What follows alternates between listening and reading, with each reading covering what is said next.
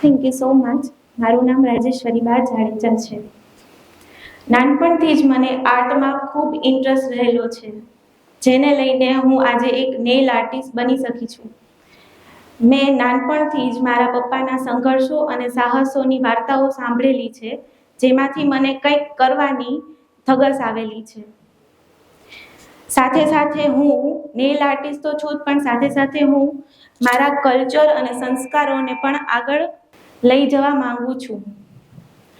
2015માં મેં first time જ્યારે ફેસબુકમાં મારું પેજ બનાવેલું, તો તે પ્રાઇવેટ પેજમાંથી જ હું ત્યારે શોર્ટ વિડીયો જોતી હતી નેલ આર્ટ, ક્રાફ્ટ અને હેરસ્ટાઇલને લગતા, જેમાંથી મને ઇન્સ્પિરેશન મળેલી કે હું નેલ આર્ટ કરું.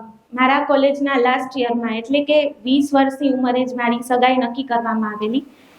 ત્યારબાદ 21 વર્ષની ઉંમરે મારા લગ્ન થઈ ગયેલા. તે પહેલાં મેં કોઈ દિવસ કાંઈ પણ બિઝનેસીસ કર્યા ન હતા. યુટ્યુબમાંથી જ ઇન્સ્પાયર થઈને મેં સિલ્ક થ્રેડની જ્વેલરી બનાવવાનું ચાલુ કર્યું, જે તમે અહીં સ્ક્રીન ઉપર જોઈ શકો છો. ત્યારબાદ મેં મારા હસબન્ડની પરમિશન લઈને મારો ફર્સ્ટ એક્ઝિબિશન સ્ટોલ કરેલો.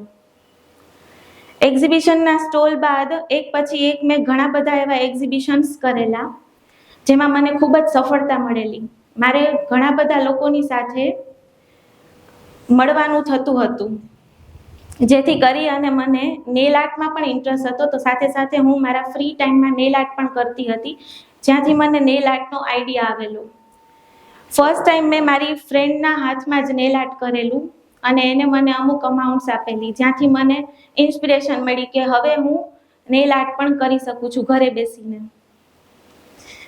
2019માં મારી પ્રેગ્નન્સીને લઈને મારા એક્ઝિબિશન્સ બંધ થઈ ગયેલા. ત્યારબાદ મેં ઘરે બેસીને જ નેલ આર્ટ કરવાનું ચાલુ કર્યું. ઇન્સ્ટાગ્રામમાં મેં મારા નેલ આર્ટના ફોટોઝ અપલોડ કરવાનું ચાલુ કર્યું, જે જોઈ અને ઘણી બધી લેડીઝો પ્રેરિત થઈ અને મારા ઘરે નેલ આર્ટ કરાવવા માટે આવવા લાગી. જ્યારે મેં નેલ આર્ટ ચાલુ કર્યું ત્યારે મારી પાસે બહુ સારું એવું સેટઅપ નહોતું. હું મારા કસ્ટમરને નીચે બેસાડીને જ નેલ આર્ટ કરતી હતી. ત્યારબાદ થોડા દિવસો પછી 1 by 1 કસ્ટમર વધતા ગયા અને મેં મારા એક જ રૂમમાં સરસ મજાનું નેલ આર્ટનું સેટઅપ રેડી કર્યું. ધીમે ધીમે કરતા મને નેલ આર્ટમાં સક્સેસ મળતી ગઈ અને સ્ટેપ બાય સ્ટેપ હું આગળ વધતી ગઈ. કોરોના ટાઈમમાં બધાની જિંદગી બદલાઈ રહી હતી, બધાના બિઝનેસીસ બંધ થઈ રહ્યા હતા. ત્યારે મારું પણ એક્ઝિબિશન જે છે એ સાવ બંધ થઈ ગયેલું, જેના લીધે પછી મારી પાસે કાંઈ કરવા માટે કામ નહોતું. ઘરનું બધું કામ થઈ જાય પછી હું ફ્રી ટાઈમમાં મારું નેલ આર્ટ કરતી, આર્ટ ને ક્રાફ્ટને લગતી વસ્તુઓ કરતી, ઇન્સ્ટાગ્રામમાં હું બધું અપલોડ કરતી હતી. તે જોઈને ઘણી બધી છોકરીઓ પ્રેરિત થતી હતી. એવી જ રીતે કોરોના ટાઈમમાં જ્યારે પણ લોકો નેલ આર્ટ કરાવવા આવે ત્યારે મેં મારા ખુદ માટે માસ્ક બનાવેલું, જે જોઈ અને મારા ઘણા બધા કસ્ટમરોએ કોરોના ટાઈમમાં મને માસ્કના ઓર્ડર દીધેલા.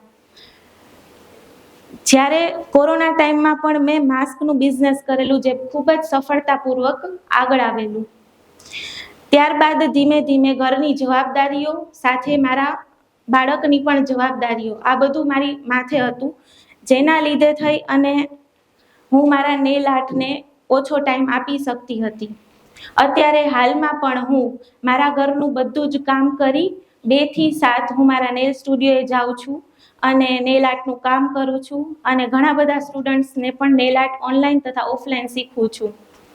મારું ડ્રીમ છે કે હું હોમ બેઝડ નેલ સ્ટુડિયો બનાવું જામનગરમાં, સૌથી સારો, જેમાં બહુ સારી એવી સર્વિસીસ આપી શકું.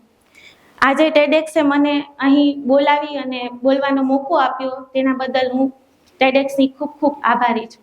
Thank you.